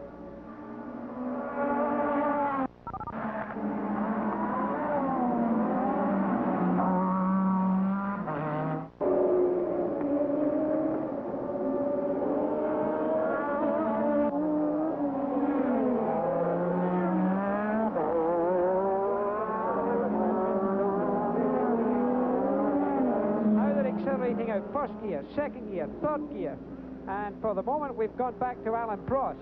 At the far end of the racetrack, of course, that battle we were looking at coming out of close to Montreal, but there is Alan Prost in the meantime. Prost is catching up there. He's catching up on Tamby. He's right up. That's a race for 4th position, Patrick Tamby. We've got 2 great races going on here for 3rd place, 2nd and 3rd, and for 4th and 5th, because that is Tamby leading with Prost close behind. I think Prost is going to pass Tamby. There he goes, he's done it. Something strange happened to Tamby there. Tamby backed right off. Tamby's in trouble. Tammy's in trouble. Prost just passed him too easily, Brian. Right now, it is a 3-man race. Alboreto, De Angelis, oh, look at this! Look at this! This is them trying to get through, and he's going right side by side. He can't make that. And Johansson, and there's Johansson as he tried to move into second. Yep, that was that move, but he just couldn't go past there. He went round there side by side. What a move. We may well see a replay of that in a few minutes, because that was classic racing, but Johansson had no chance at all. He was in the outside of the line. He was out in the marbles, but he, I think, will pass Elio De Angelis. I think you're going to see Johansson taking 2nd place very soon. Look at that. De Angelis is using more road than he needed. He went right off the road there. He had his foot on the grass there. A lot of pressure for De Angelis. His car has definitely got less adhesion. He's using more road, a little more skittish. Johansson's car is much more positive on the ground right now. I would look at the left rear tire of De Angelis. I'm not absolutely sure whether that is starting to go flat. You see a profile of a rear tire, and it just seemed to me that it was slightly down in the middle. I may be wrong. Maybe I'm seeing things, but the coverage here by CBC has been so good that we can take great camera positions here. But what a race this is. There's Alboreto in the lead. He's out on his own. That's him there. Here's the pass you talked about. And here's the replay. Look at De Angelis on the left-hand side. He's got the line right. He's got the line. There's no way that Johansson can get past on the outside. And in fact, if Elio De Angelis wanted to be really nasty, and that's the same again. That's live this time. That's live. He's done it again, for God's sake. Here he's going to pass. He's trying to do it. He's done it. He's done it. Ferrari, 1st and 2nd. And for you trivia buffs, Ferrari has been 1-2 in the Canadian Grand Prix only once. That was in 1970 at Mont-Tremblant, Quebec, when Jackie Ickx was first in a Ferrari and Clay Regazzoni was second. Right now, it's Ferrari, and Lotus. The Ferraris have been first and third here in 1978, Gilles Villeneuve and Carlos Reutemann. And in 1983, René Arnoux and Patrick Tambay. Right now, Ferrari trying to finish 1-2 for only the second time in the history of the Canadian Grand Prix. But remember, this course is so very, very tough on fuel and brakes. Alain Prost is lurking back in the number 4 position. They've got that fuel computer on board the McLaren. The race is far from over. We're on lap 51. This is a 70-lap race. It is Alboreto now by 8 seconds over Johansson. De Angelis is running third.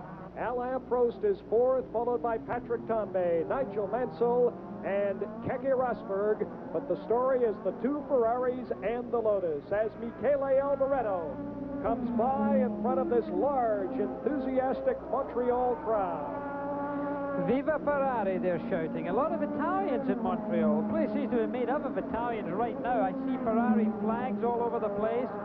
So the Italian driver in the Italian car, he won the Belgian Grand Prix last year. That was the first time in 18 years that an Italian driver had won in an Italian car. So that was a pretty good record for him to have. Ferrari over here in strength have brought 27 people over here. One of their mechanics is one of the longest-serving mechanics in the Formula One trail. The mechanic Bellintani has been 22 years in the business. Man of enormous experience. You mentioned a lot of Italian fans in Montreal, a tremendous Italian population in Toronto, probably upwards of 500,000. When Italy won the World Cup soccer tournament, one of the great celebrations anywhere in the world was in Toronto. I have seen so many Italian fans from Toronto here this weekend, and you know they're having a ball right now. Not only are Ferraris first and second, an Italian driver, De Angelis, in the number 11 Lotus, is running in the number 3 position. There's Johansson, a young Swede, driving second. He is car number 28. The leader is car number 27, his teammate Michele Alboreto. Well, this is certainly an Italian takeover. It's strange how the world of motor racing goes by. For a long while, Great Britain had the monopoly. Then France came in with a great glut of drivers. Then Brazil came in with a great number of top-line drivers winning a lot of races. Now Italy have arrived. And certainly there's a predominance of Italian talent, both in cars and in drivers. So that's nice to see. It's good to see everybody getting a share. There's been a general shortage of German drivers to the front, but Bellow's coming along well, as also, of course, is Manfred Winkelhoff, but never yet up front. And that there is Stefan Johansson with the leaves printed on the back of his helmet. The ESPN viewers here will remember that the leaves are because he had a nickname of the Little Leaf back in Sweden. This race is far from over, but so far the day belongs to Ferrari. And our live exclusive coverage of the 1985 Le Mans Canadian Grand Prix will continue right after this.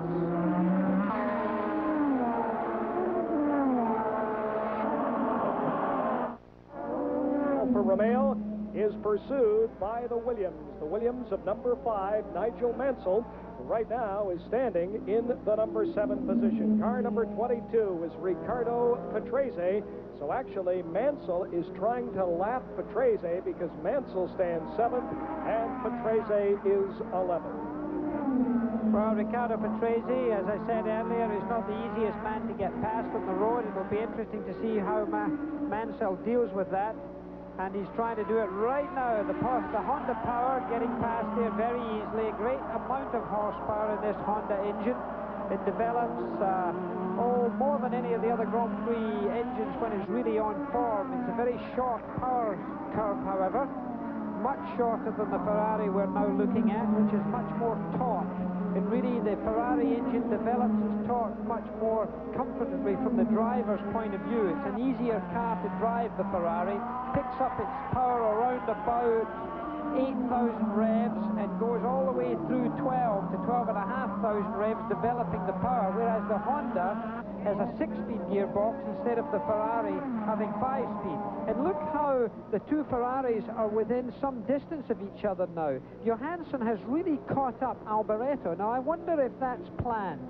I don't think they'll allow Johansson to pass.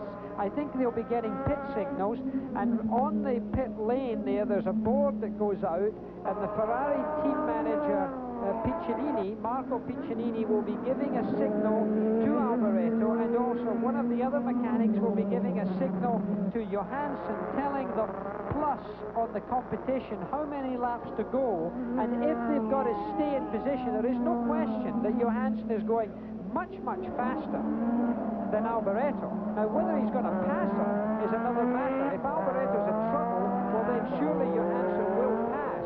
But if he tucks in behind, you will see team orders being observed.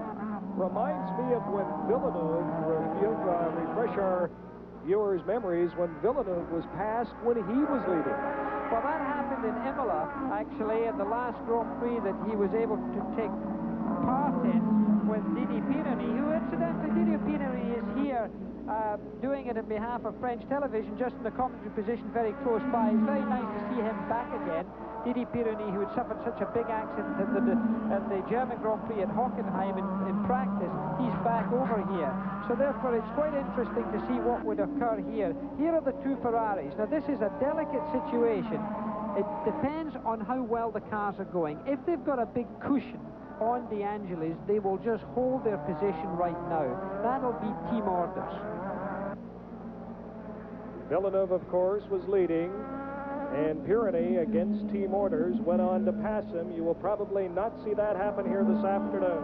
Alboreto is currently second in the world standings, tied with Alain Prost with 18 points, 2 behind the leader, Elio De Angelis. Now, with a win, 9 points here today, Alboreto can move into first place. Johansson has only 1 point. There's De Angelis running third, the world leader. Johansson has only 1 point. That came at San Marino when he was 6th. He was actually leading that race, ran out of fuel with 2 laps to go. Well, De Angelis driving round here very comfortably in third place, but well out of touch. He's more than 12 seconds behind the two Ferraris. There's a fella there waves every time. His arm's going to fall off before the end of this race. He's obviously a Ferrari fan, and Alboreto is pleasing him right now, but I think Stefan Johansson's getting him a little bit more excited. Alboreto, he'll look in his mirror.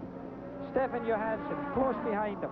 Jackie Stewart, a lot of racing fans were surprised when Ferrari hired young Johansson, who now pursues Alboreto, to replace the Frenchman René Arnoux. You were not surprised. Well, I don't say I wasn't surprised. I was surprised that they dropped René Arnoux, as a matter of fact. He came out, by the way, not there to overtake Alboreto. He was just trying to get a little more air into his car, just to have a little more space. Yes, they chose Johansson. They wanted somebody who was already experienced, who wasn't brand new, who they thought they could rely on, who wasn't going to damage too many cars, because a lot of young drivers, full of exuberance and bright-eyed and bushy-tailed, can get overexcited and damage cars, which can be extremely expensive for a team. Man-hours, mechanics having to work all night to repair them. They didn't need that. So they brought in a driver who they thought was the right balance for their team. They knew they had Alboreto, who was a positive winner in their mind. So they thought, we'll have a good support man, and therefore they chose Johansson. I think they chose well. René Arnoux himself, very talented. Quite the circumstances of his being dropped by Ferrari is still speculative. There's a lot of concern about that. Ferrari is a tough man. I never drove for the Ferrari team because I always felt that the Commendatore was a man who pleased himself too often, to be frank with you. I respect his success in racing, but he's always put one driver against the other rather a lot. He would always say to you, if you were driving, you're my favorite, while he would say the same to me, and I never really appreciated that. It's really not good to have, in my mind, conflict within the team. Right now, of course, he very much wants Alboreto to win the World Championship because he's an Italian driver. That's a very interesting point, because for a long, long time, Ferrari would have no Italian driving his cars. Well, for a long time there weren't any good Italians in any case. Lorenzo Bandini was a good Italian driver who sadly lost his life in 1967 in Monte Carlo. But after that there was a long time. Mazzario drove a Ferrari, was never really hotly competitive. Clay Regazzoni came from the Italian-speaking part of Switzerland, was more Italian than Swiss in many ways, but no, he hasn't had many Italians recently, but that's because of the lack of Italian drivers. What about stories, Jackie, that he didn't want to be under pressure in case an Italian driver was injured or even killed while driving for Ferrari? Because let's face it, the Italian fans, out is Patrese or Cheever. It looked like Eddie Cheever was in trouble there. The only American in the race looked like he was in big trouble. He's still driving around there in his Alfa Romeo very slowly. Nigel, that's Patrick Tamby passing him there. He's really going very slowly. The white flag you can just see on the right-hand side behind the bridge there. That's to tell other drivers there's a very slow-moving vehicle. That's the car of Mansell going round there. The flame that you see coming out of the car is the turbo on overrun. When the turbo is shut off, some of the fuel drips into the red-hot turbo chamber and catches fire, and therefore that flame comes out the exhaust pipe. This weekend here in Montreal, 9 cars have gone on fire.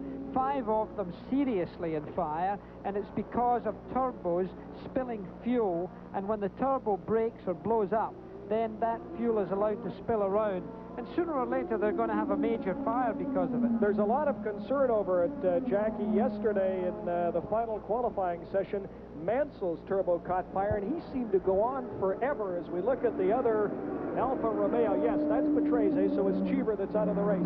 Mansell seemed to go on forever, not realizing the car was on fire. Well, there's Cheever coming into the pits now. You can't see the flame in your mirrors, you see. That's the biggest problem. You can't see that flame because at the speed that you're doing, the flame is low on the car and it gets tucked in with the aerodynamics and you can't really see it. So the driver really is ignorant of the fire until he comes into a very slow corner, which of course he's very busy doing his own thing, and unless it catches his eye in the mirror, he really doesn't know about it. Look, Alain Prost is right up behind Elio De Angelis. Alain Prost is seriously getting into Elio De Angelis. You're going to see a pass. It's taking place. No, it's not. De Angelis manages to do the job. Now this is Alain Prost now jumping in. This is for 3rd position here. 3rd position. De Angelis looks like he's going to lose it. Less than 10 laps to go in this race. Remember, the course is so tough on fuel. Prost has been conserving. He is now going after De Angelis for 3rd. However, De Angelis is something like 14 seconds behind Johansson, who is running 2nd to his teammate Alboreto. De Angelis continues to hang tough as he is pursued by Alain Prost. It's quite interesting that Elio De Angelis is not on the carbon fiber brakes. He's on normal brakes, metal brakes, steel brakes. And the car of Prost is on the carbon fiber brakes. The carbon fiber brakes, a new composite carbon fiber that's used, high technology. It's a French company that make them. It's a company from, oh, this is very close now. It's CEP. It's a company that make them for 7 of the leading teams. McLaren, Ferrari, Lotus have them. But on this occasion, Lotus decided to split their bet, and they put De Angelis on the normal traditional steel brakes, while they put Senna on the carbon fiber brakes. So it's interesting here how the braking will work out for these 2 drivers, because passing will be done on braking basically.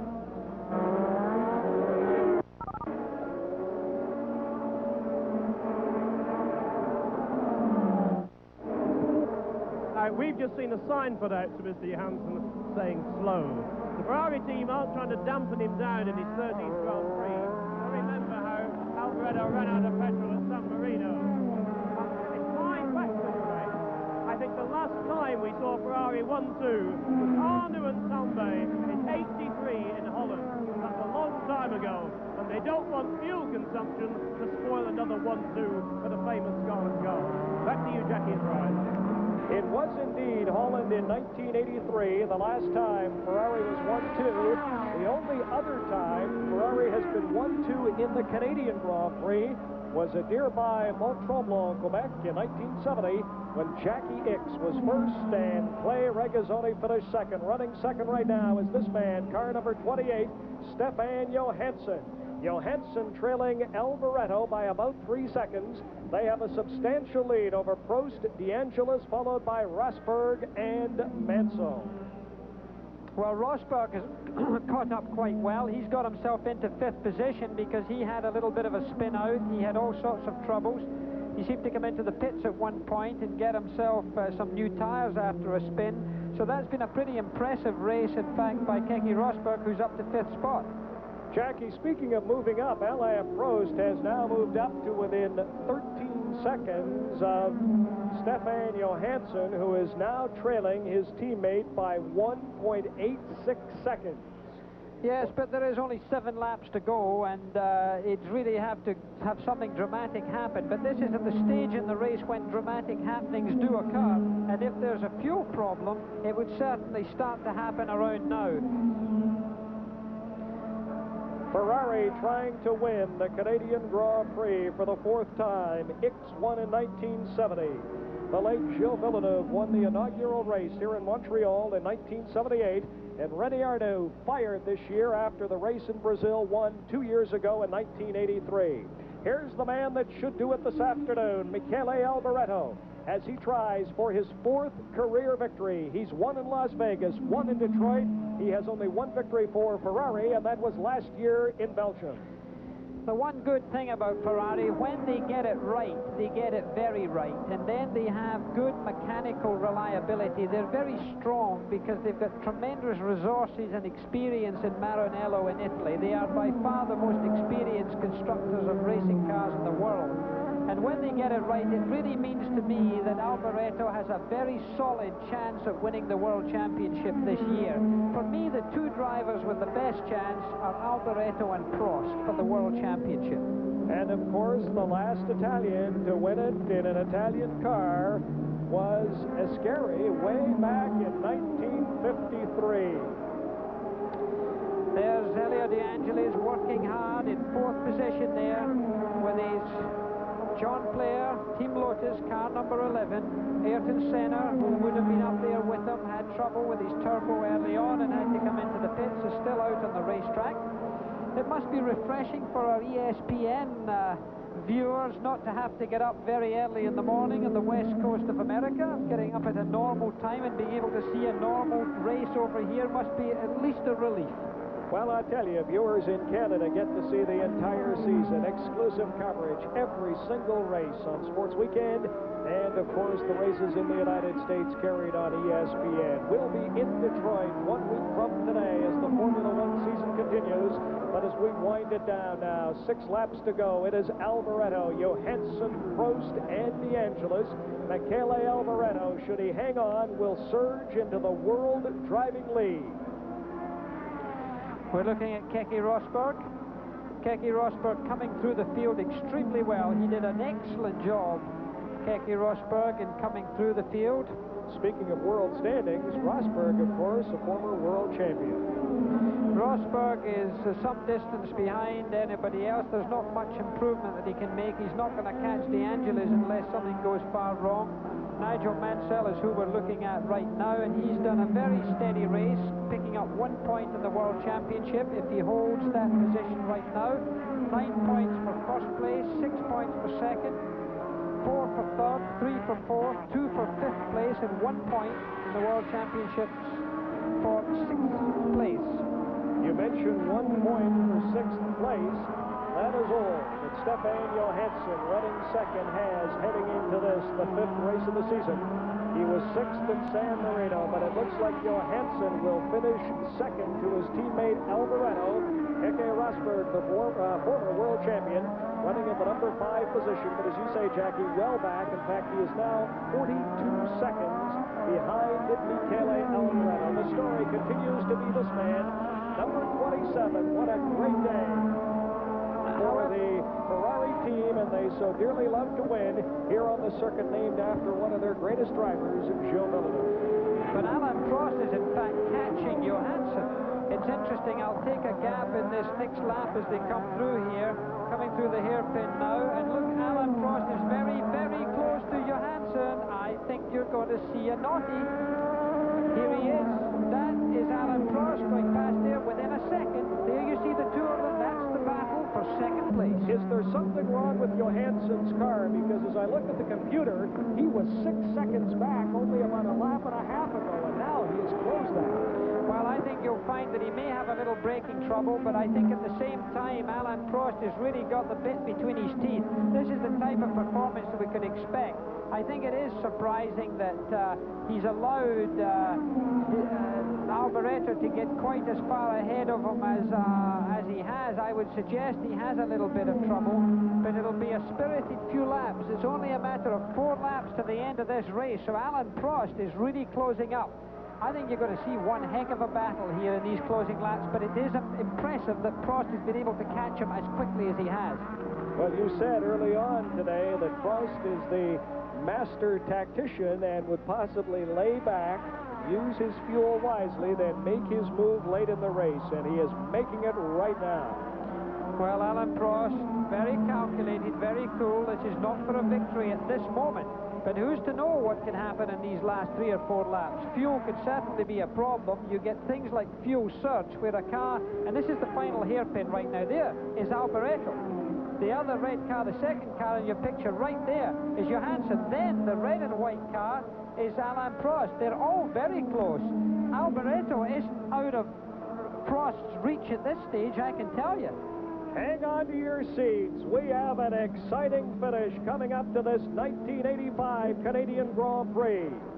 Just a couple of laps to go. There is Alain Prost as he chases Stefan Johansson, Ferrari number 28, and Johansson is chasing his teammate, car number 27, Michele Alboreto. Now you're going to see the little knobs inside the cockpit, these turbo boost knobs. If they get turned up, they're suddenly going to be pushing out a lot more horsepower. Here's the center there, going out of your picture. De Angelis coming up to lap him. De Angelis is right now in 4th position, relegated from the lead into 4th position, and he is being threatened by Keke Rosberg. Rosberg is on him. He's going to displace him for 4th position. Keke Rosberg is right behind Elio De Angelis. We have some great stories right here, and there he goes. Power, look at that power. The wheels were churning up the road there. You can see the black marks of the spinning wheels. So we now have Keke Rosberg in 4th position. De Angelis, the world driving leader, coming into this race by 2 points over Prost, and Alboreto now drops down. Hang on, it is far from over. Rosberg from Finland making his move. He will not be a factor in the outcome of the race. Prost could be, as Alain Prost is continuing to chase the 2 Ferraris, Michele Alboreto and Stefan Johansson. There's Alboreto, Johansson, and now number 2, Alain Prost. They've got 2 more laps to complete. This is only 2 laps to complete. Alboreto leading the Labatt Grand Prix of Canada with only 2 laps around this circuit, Gilles Villeneuve, and Ile Notre Dame. Michele Alboreto staying cool, being told by his pit exactly what's happening. He's the man you're looking at. And right behind him is Stefan Johansson. We're waiting for him coming into the picture. He's being held up by one of the arrows, and Prost is closing up on him. This is tricky. This is tricky. He's got through. Or has he? Alboreto stays calm. Alboreto coming up again, and one of the other arrows, yes. Now see where Johansson is and where Prost is. They're coming in, and Prost is almost alongside. He's looking for a place to pass. This is going to be, they're coming in. They'll be taking only 2 laps after this. This is the second last lap they're on right now. They're coming into the final hairpin. Alain Prost looking for a place to overtake. Watch it the next lap, because that'll be the last lap. Accelerating away. Alboreto, 1 lap to go. Johansson and Prost almost side by side.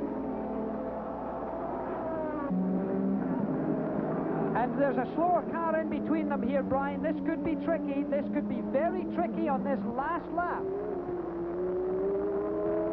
Alboreto by about 2 seconds over his teammate Johansson, and right behind Johansson is Alain Prost. Now, Johansson is starting to open it up a bit on Prost. There goes the arrows around, not a factor. There's Johansson. There is Alain Prost third. But what is going to be a factor is the arrows car with regards to being lapped here, because Johansson's got to have a clear run here, or it could be very tricky. And Alboreto got through one of the turtles. That's a Ligier. That was De Cesare there. To get through, look at how busy it is. Alain Prost going to be held up by De Cesare, I think. The Ferrari gets clear. That's Alboreto. He's through. He's okay. Then an arrow. Then Johansson. Look, Alain Prost lost it. He got up behind the Ligier there, and he got balked, and that stopped him from any chance of catching Johansson. Michele Alboreto will win this 1985 Canadian Grand Prix. There he goes. There's Johansson. He will finish second. And Alain Prost will finish third. The checkered flag is out for car number 27, the Ferrari of Italy's Michele Alboreto. It's official. Ferrari has finished 1-2 for the second time in Canadian Grand Prix history. It is Alboreto first, Johansson second, and the Frenchman, the McLaren veteran, Alain Prost finishing third. And Alain Prost put on the brakes and came to a stop immediately he passed the finishing line. He pulled up immediately. There's something wrong with his car, I'm sure. And there he is. He's out the car. He stepped out of the car immediately. No sooner had he crossed the finishing line, but he put on the brakes. I don't think he's happy at all. I don't know what's wrong with the car. He's taken a handshake, and there's Keke Rosberg. He's stopped as well. He's smoking. All right, Jackie, let's bring in Barry Gill as we look at the two Ferraris. And here is the happiest team manager in Canada today. Congratulations, Marco. Were you worried at the end that they were going to get caught by Prost? Yes, of course. I think it was a very close race. We were very worried about McLaren. We know that they are, with us, I think, the most efficient on fuel consumption. I was thinking that without rain would have definitely been a Ferrari-McLaren race, and it's not been so bad for us. Now, you must have a chance for the World Championship. Oh, it's too early to speak about the championship. We are not even halfway. It's better to wait. I think there are a lot of qualified challengers. We will try harder. Thank you, Marco. Thanks for talking us. A very happy team manager, Jackie and Brian. Well, the day certainly belongs to Ferrari. Car number 27, Michele Alboreto, wins for the fourth time in his career. Ferrari finishing 1-2, with the McLaren of Alain Prost finishing third. We go back to 1970. Jackie Ickx won it for Ferrari at Mont-Tremblant. Clay Regazzoni finished second. Listen to this tremendous crowd in Montreal, Jackie Stewart.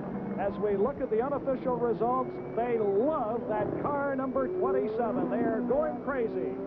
Yep, well, let's quickly run through the top 10 here. We've got Alboreto first, Johansson second, Alain Prost third, Keke Rosberg, an amazing drive into fourth position. Elio De Angelis coming from the pole position and the lead down to fifth position.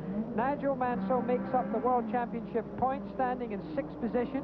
And then one lap behind is Patrick Tambay in seventh, then Lafitte in eighth, Terry Boots in ninth, and Riccardo Patrese in 10th. As you can see, the remains of a lot of cars around this racetrack, and a proud Ferrari flag waving high in the hills of the grandstands. And if my arithmetic is correct, Michele Alboreto leads the world driving standings with 27 points. Alain Prost is now tied with Elio De Angelis. As we look at Johansson on the left, he was second. The dark-haired driver is Alboreto. Alboreto in the lead with 27 points. De Angelis, who led going into this race today and unofficially has finished fifth, will be tied for second with Alain Prost, who is unofficially third. Stay with us. Lots more to come as we continue our live coverage of the 1985 Labatt Grand Prix of Canada from Montreal. Start it over.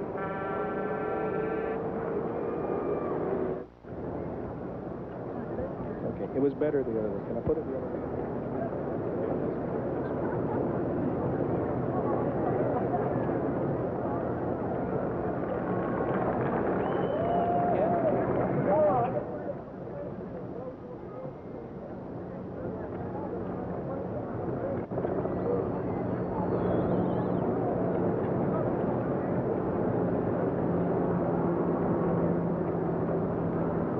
Mesdames et messieurs. Welcome back live to Montreal. Ladies and gentlemen. Williams with Jackie Stewart and Barry Gill. In the center, the winner, Michele Alboreto. On the left, that is Johansson, who was second. And on the right, McLaren's Prost, who finished third.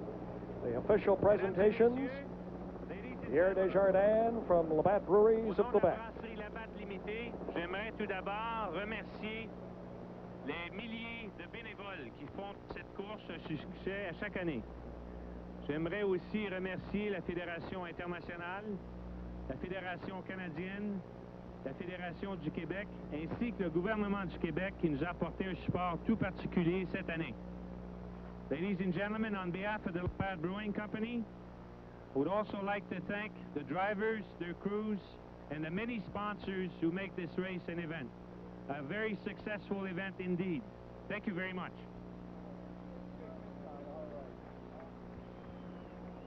Michele Alboreto and Ferrari win. Mesdames et messieurs, here in Montreal, the fourth time Ferrari has won the Canadian Grand Prix. Desjardins procède maintenant à la remise des trophées du Grand Prix Labatt du Canada. En troisième position, in third place, de France, Alain Prost. Alain Prost, finishing third, moves into a second-place tie with DeAngelis in the world driving standings. Well, we were very blessed with good weather here. We can be thankful that that happened. In second place, in second position by Pierre Desjardins, being given now the beautiful crystal trophy, being given to Stefan Johansson. Et maintenant, mesdames Listen et messieurs, to the applause for the number 27 Ferrari. Couronnera le gagnant du Grand Prix Labatt du Canada. And now, the winner of the Labatt Grand Prix of Canada from Italy, Michele Alboreto.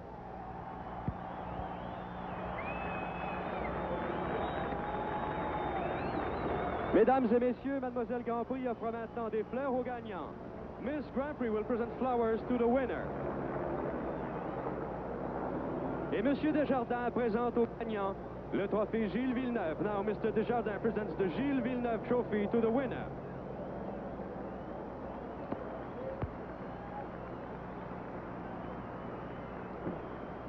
Ferrari winning for the fourth time in this country. Jackie Ickx won in 1970.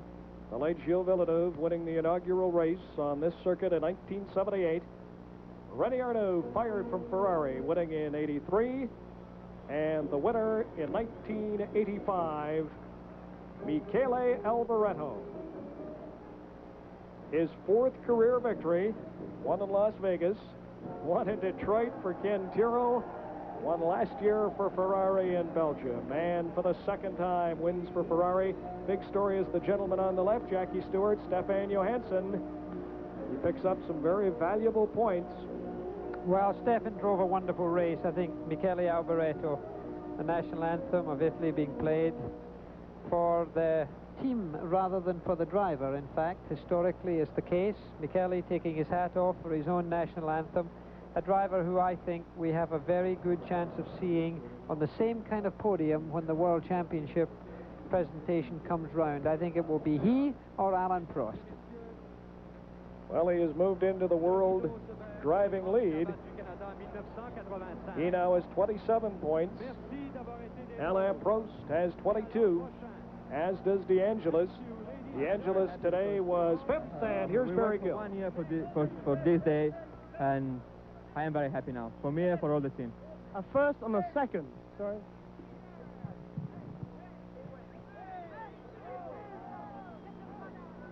Yes, give 1 minute.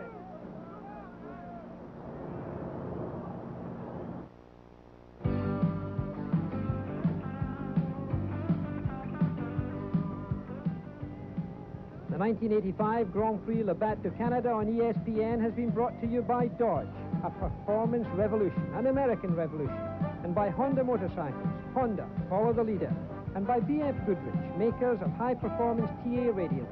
We make cars perform.